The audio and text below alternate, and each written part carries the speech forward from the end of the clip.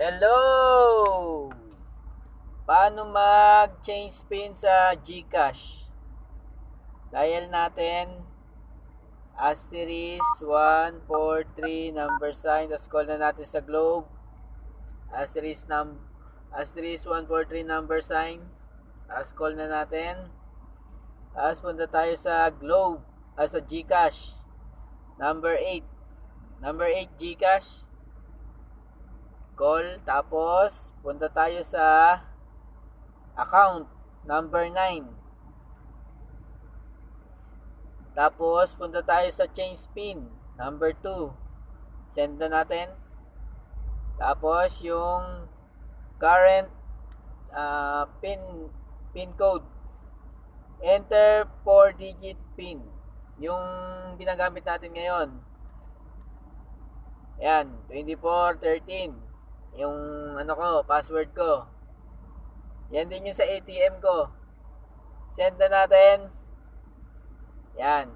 Tapos yung bago, enter new 4-digit pin.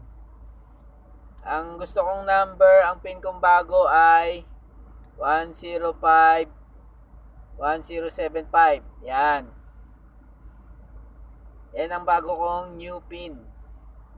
Send na natin.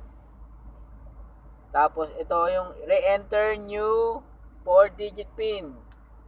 1075. Yan. Send na natin. Tandaan nyo yan 1075. Tayo lang natin. USSD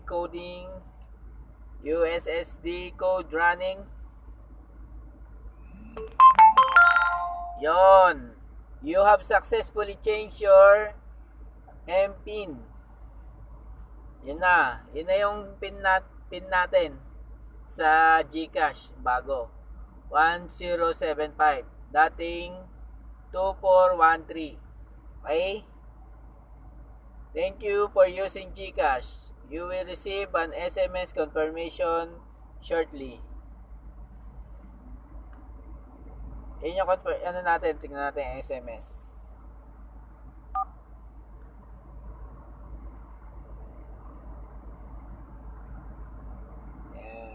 Message.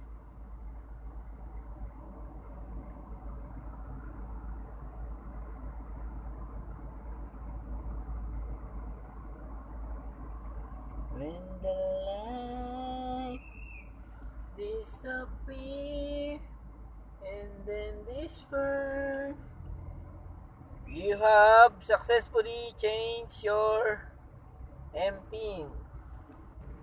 Kaya pala pagbago yung GCash nyo, yung last number ng SIM card nyo, yun yung password nyo. Subscribe po kayo. Thank you. Like, comment, and subscribe.